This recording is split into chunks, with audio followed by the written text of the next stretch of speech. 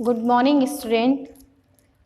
आज हम शब्द और पद में क्रिया पढ़ेंगे। ठीक है, शब्द और पद में क्रिया की क्या भूमिका होती है इसके बारे में आज हम पढ़ेंगे। ठीक है, पद में क्रिया की क्या भूमिका होती है इसके बारे में। इसके पहले वीडियो में हमने पद में विशेषण पढ़ा था, संज्ञा सर्वनाम विशेषण पढ़ा था। आज हम पढ़ेंगे क्रिया। तो क्रिया क्या होती है, क्रिया के कौन कौन से प्रकार हैं, किस प्रकार की भूमिका क्रिया निभाती है, इसके बारे में आज हम पढ़ेंगे। ठीक है, तो सबसे पहले क्रिया की परिभाषा जानते हैं। जिन शब्दों से किसी कार्य के होने, करने अथवा किसी स्थिति का बोध हो उसे हम क्या कहते हैं, क्रिया कहते हैं। अर्थात कोई भी कार्य कर रहे हैं या हो रहा है तो उस स्थिति का जब बोध होता है तो उसे हम क्या कहते हैं, क्रिया कहते हैं। ठीक है, जैसे मोहिनी गाती है, गाती है यहाँ पे क्या है, क्रिया है, क्योंकि गाने की क्रिया हो रही है। इसी प्रकार दूसरा एग्जाम्पल है मोहन पढ़ रहा है। मोहन पढ़ रहा है अर्थात पढ़ाई का कार्य हो रहा है। यहाँ पे दो क्रियाएं प्रयोग हुई है, पढ़ और रहा। ठीक है, ठीक, लेकिन महत्ता किसको दी जाएगी, पढ़ने वाले को। तो यहाँ पे कौन सी क्रिया हो रही है, पढ़ने की क्रिया हो रही है। ठीक है, तो क्रिया की परिभाषा, जब भी जिन शब्दों से किसी कार्य के होने, करने का बोध हो हम उसे क्रिया कहते हैं। अब क्रिया के प्रकार में आते हैं। क्रिया दो प्रकार के होते हैं, पहला अकर्मक क्रिया, दूसरा सकर्मक क्रिया। अकर्मक क्रिया क्या होती है, अकर्मक क्रिया जिस क्रिया का फल कर्म पर नहीं कर्ता पर पड़ता है उसे अकर्मक क्रिया कहते हैं। अर्थात अकर्मक नाम से स्पष्ट, अकर्मक जिसमें कोई कर्म ना हो उसे क्या कहा जाए, शॉर्टकट में अकर्मक कहते हैं। अर्थात क्रिया का फल कर्म पर नहीं कर्ता पर पड़ता था, जो करने वाला जो प्रमुख कर्ता होता है उस पर, सब्जेक्ट पर पड़ता है तो उसे क्या कहते हैं, अकर्मक क्रिया कहते हैं। कैसे पड़ता है देखते हैं एग्जाम्पल। जैसे मोर नाचता है, तो यहाँ पे कर्ता क्या है, मोर है, और क्रिया क्या है, नाचता। यहाँ पे कोई कर्म नहीं है यहाँ पे। ठीक है, यहाँ डायरेक्ट कर्ता और क्रिया का आपस में काम हो रहा है। तो मोर नाचता है, ये क्रिया है। ठीक है, लेकिन यहाँ पे कर्म का प्रभाव नहीं पड़ रहा है।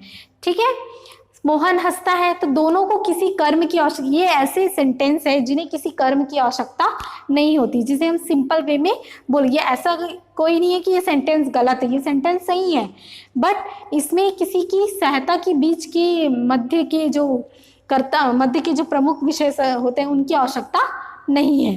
ठीक है, मोहन हंसता है, ये दोनों शब्द अपने आप में संपूर्ण है। ठीक है, अब आते हैं हम दूसरा सकर्मक क्रिया।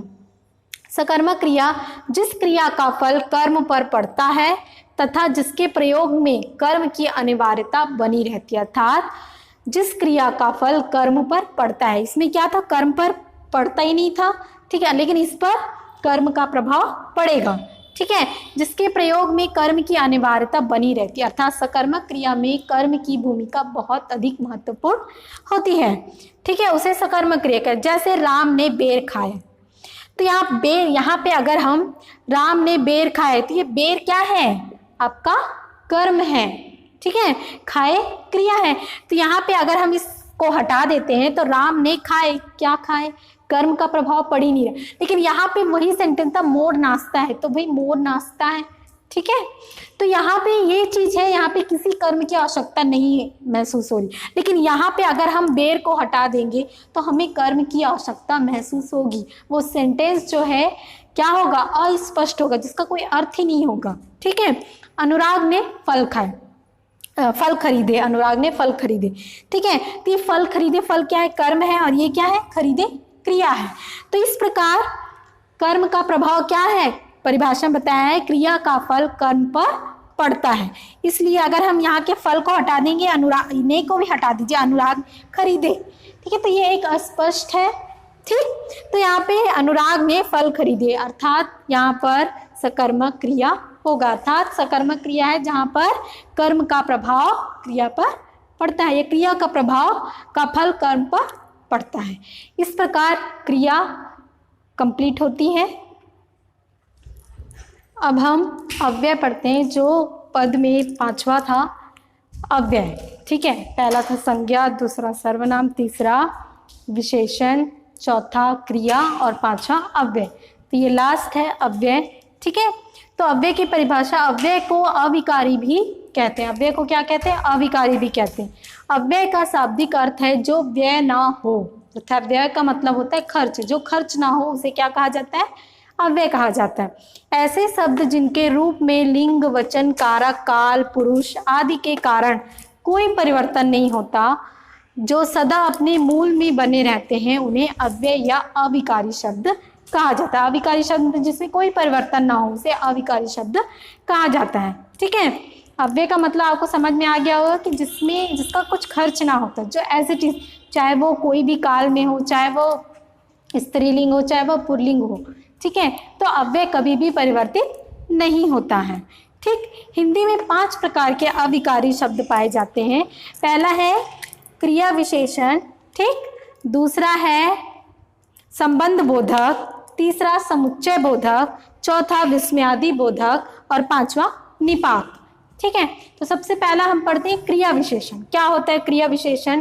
क्रिया की विशेषता बताने वाले अव्यय शब्द क्रिया विशेषण कहलाते हैं। जो शब्द क्रिया की विशेषता बताते हैं उन्हें हम क्या कहते हैं? क्रिया विशेषण कहते हैं। जैसे मोहिनी मधुर गाती है, तो यहाँ पे मोहिनी की क्वालिटी के बारे में बता रहे हैं। ठीक है, तो यहाँ पे मोहिनी की मतलब यहाँ क्रिया के माध्यम से उसकी विशेषता भी प्रकट हो रही है। तो ये मधुर क्या है? अव्यय है। ठीक है, जो चाहे वो मोहन हो, अब यहाँ पे सेंटेंस अगर हम बदल देते, मोहिनी मधुर गाती, उसको हम परिवर्तित कर देते मोहन मधुर गाता है। ठीक है, यहाँ पे क्रिया परिवर्तित होगी, गाती से गाता हो गया। ठीक है, लिंग परिवर्तित हो गया, लेकिन जो मधुर है वो आपके स्त्रीलिंग में भी है, वो आपके पुल्लिंग में भी है।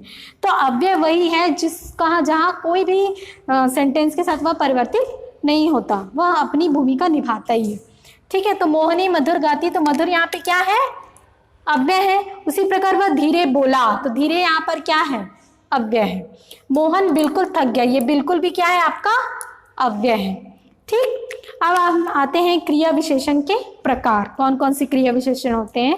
पहला है कालवाचक विशेषण, दूसरा स्थानवाचक विशेषण, तीसरा परिमाणवाचक विशेषण, चौथा रीतिवाचक विशेषण। अब हम पढ़ते हैं कि कालवाचक विशेषण क्या होता है। कालवाचक मतलब नाम से ही स्पष्ट हो रहा है, समय के बारे में। क्रिया होने के समय की सूचना देने वाले क्रिया विशेषण कालवाचक विशेषण कहलाते हैं। ठीक है, कालवाचक अविकारी शब्द कहलाते हैं। ठीक है, तो कैसे होगा? जैसे वह अभी आया, अभी यानी प्रेजेंट को वहां पे डिफाइन कर रहे हैं।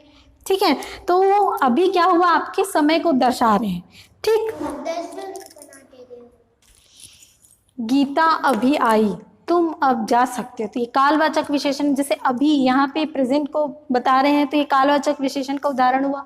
दूसरा, तुम अब जा सकते हो, मतलब अभी वर्तमान में बैठे हैं, जहाँ कहीं पे भी बैठे हैं, यहाँ बात कर रहे हैं, तो अब जा सकते हैं बोल, तो ये क्या है? प्रेजेंट को डिफाइन कर रहे हैं। ठीक है, तो कालवाचक विशेषण में समय को बताया जाता है। ठीक है, अब सेकेंड हम आते हैं स्थानवाचक क्रिया विशेषण।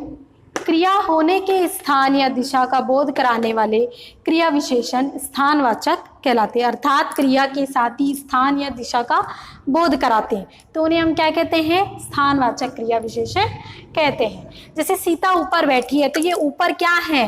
स्थान को बता रहे हैं। ठीक है, मोहन अंदर गया, तो ये अंदर क्या है? स्थान है, मतलब कहीं अंदर, जैसे बाहर बैठे हैं तो वो घर के अंदर गया। ठीक है, तो ये इस चीज़ को यहाँ पे बता रहे हैं, ऊपर अंदर। ठीक, मतलब स्थान के बोध करा रहे हैं, तो हम उसे क्या कहते हैं? स्थानवाचक क्रिया विशेषण कहते हैं। थर्ड है परिमाणवाचक क्रिया विशेषण। जिन विशेषणों से क्रिया की मात्रा या उसके परिमाण का बोध होता है उसे परिमाणवाचक क्रिया विशेषण कहते हैं, अर्थात जहाँ पे क्वांटिटी की मात्रा की बात हो। ठीक है, ठीक, जहाँ उसके परिमाण की बात हो वहाँ पे परिमाणवाचक क्रिया विशेषण था। जैसे वह बिल्कुल थक गया, बिल्कुल। ठीक है, तो बिल्कुल ये क्या है? यहाँ पे परिमाण है। उतना खाओ, उतना और जितना, दोनों यहाँ पे क्या है? आपके परिमाण है। उतना खाओ जितना पचा सको। ठीक, तो ये दोनों क्या है? परिमाण के उदाहरण है, मतलब बिल्कुल, उतना, जितना, ये सारी चीज़ें क्या आती हैं? आपके परिमाणवाचक क्रिया विशेषण के अंतर्गत आती हैं। फोर्थ है रीतिवाचक क्रिया विशेषण। रीतिवाचक क्रिया विशेषण जिन अविकारी शब्दों से क्रिया के होने की रीति या विधि का पता चलता है उन्हें रीतिवाचक क्रिया विशेषण कहते हैं। मतलब रीति का मतलब होता है ढंग, किस रूप में हो रहे हैं उसके बारे में जब आपको ज्ञान हो तो वहाँ पर रीतिवाचक क्रिया विशेषण होता है।